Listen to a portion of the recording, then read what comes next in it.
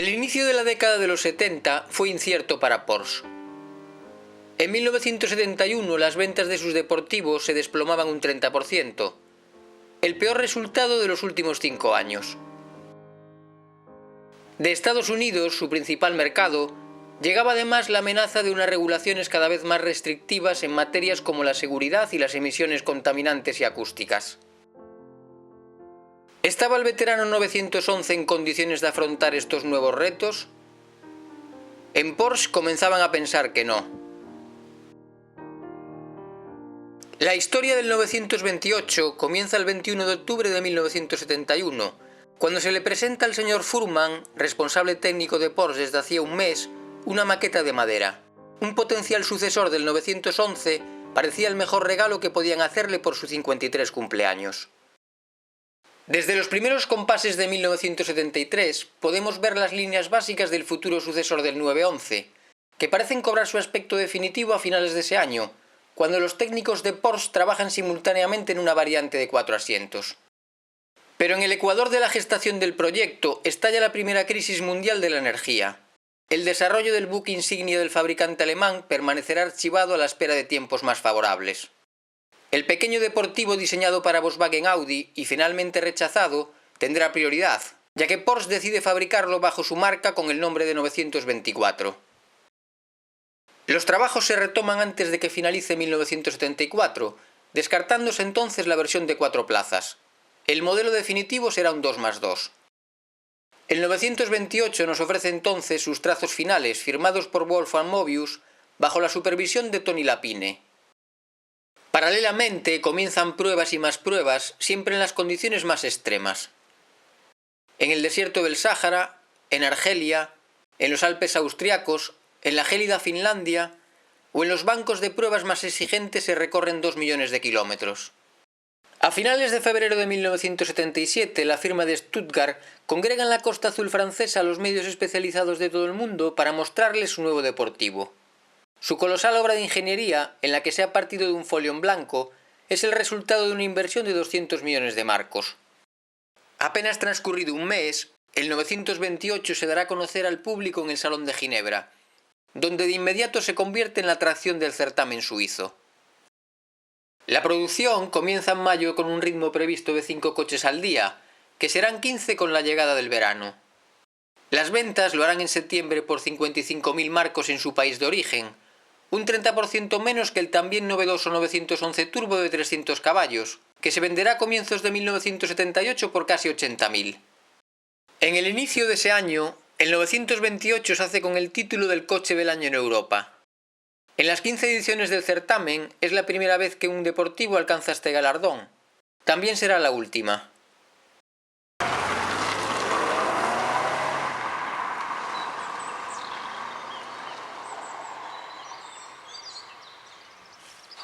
El Porsche 928 al que hoy nos subimos se fabrica en 1979, año en el que salen de la factoría de Stuttgart-Zuffenhausen 4.706 unidades.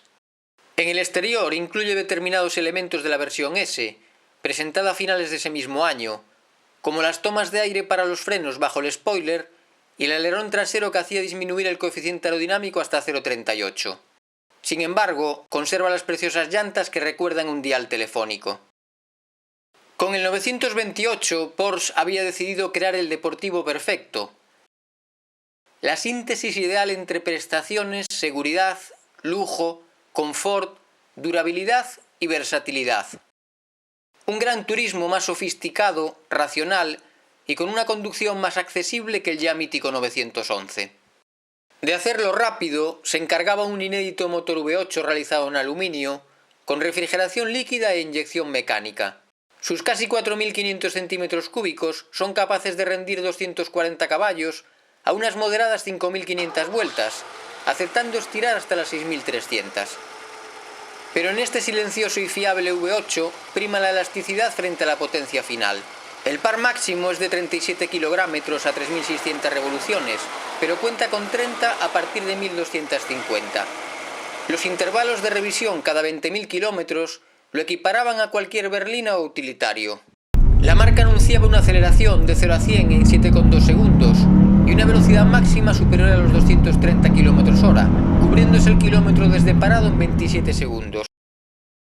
De las múltiples disposiciones mecánicas que Porsche barajó en un comienzo, finalmente se adoptará la ya ensayada en los 924, motor delantero y tracción trasera, con la caja de cambio situada en el puente posterior. Esta solución garantizaba un reparto equilibrado de su peso entre los dos ejes, redundando en una conducción más fácil. El V8 está unido a la caja mediante un tubo rígido de gran diámetro, dentro del que gira el árbol de transmisión y se sitúa la timonería del cambio. Con el 928, Porsche quiso que los virajes se tomasen sin necesidad de corregir el volante. Para ello desarrolló y patentó el eje trasero Weissach, que induce una convergencia en las ruedas traseras en retenciones o frenadas. Otra de las obsesiones de Porsche con el 928 fue la seguridad pasiva, consecuencia de las exigentes normativas estadounidenses. Además de las ya habituales zonas de deformación progresiva, se introducen como novedad unos parachoques astutamente integrados dentro de la propia carrocería, quedando a la vista tan solo su envolvente de poliuretano deformable.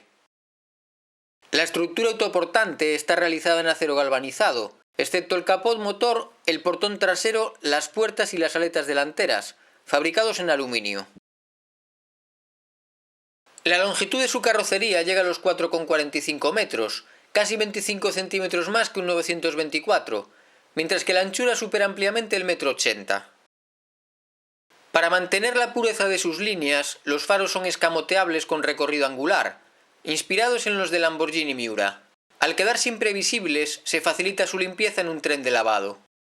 Las ópticas traseras quedan protegidas al ir encastradas en el paragolpes, que incluye el nombre del fabricante grabado en el propio plástico.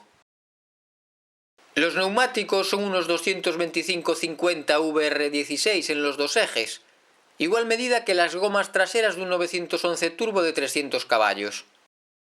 Mientras que el equipo de frenos cuenta con discos ventilados a las 4 ruedas, capaces de detener sus 1.450 kilos en 3,2 segundos al clavar el pedal a 100 km/h. La dirección es de cremallera asistida en función de la velocidad, mientras que el cambio cuenta con 5 velocidades con la primera hacia atrás. El consumo homologado es de 13 litros a los 100, y los 42 km/h cada 1000 vueltas en quinta permiten rodar a 150 km/h al régimen de par máximo. El original tapizado en forma de damero irregular será uno de los elementos más característicos del interior de los primeros 928, poniendo un toque de fantasía en el sobrehabitáculo. Nuestro protagonista cuenta sin embargo con una tapicería de cuero negro, opcional en su momento. Se diferencia también de las versiones iniciales al disponer del mismo volante de 4 radios que apareciese con la versión S. Como elementos de confort está equipado con los dispositivos más sofisticados de finales de los años 70. Elevalunas y espejos eléctricos, cierre centralizado de puertas, aire acondicionado, volante y cuadro de mando regulable en altura y control de la velocidad de crucero. El acceso a las plazas traseras es razonable siempre y cuando los asientos delanteros se encuentren en su posición más adelantada. Su exiguo espacio limita prácticamente su uso a niños en largos trayectos, pero sirve de complemento ideal, con los respaldos abatidos o en posición normal, a un maletero que dispone de poca profundidad, debido a la situación del kit antipinchazos, de la batería y del tanque de gasolina de 86 litros.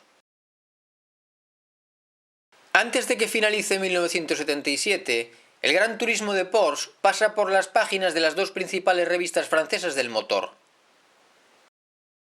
Lejos de Le Mans titula el automóvil su ensayo, constatando que el 928 no se trata de un vehículo exclusivamente deportivo.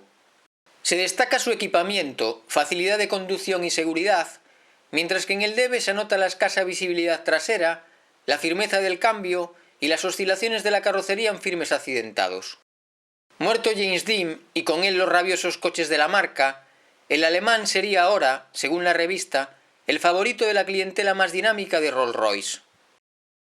L'Auto-Journal elogia el 928 al reunir un refinado confort y unas excelentes cualidades ruteras, que le permiten explotar su potencia sin restricciones. Sus defectos no parecen demasiado importantes: escasa visibilidad frontal de los límites de su ancha carrocería, la apertura del portón poco práctica al ser necesario detener el motor y un mal resuelto sistema de cubrir el equipaje. A comienzos de 1981, la revista Automóvil enfrenta el 928 con el BMW 635 CSI, el Mercedes 500 SLC y el Jaguar XJS V12. Respecto a los otros tres magníficos, el Porsche se impone por su comportamiento seguro en cualquier circunstancia, apartado en el que consigue las máximas puntuaciones. Destaca por encima del resto gracias a su excelente posición de conducción a pesar de su limitada visibilidad.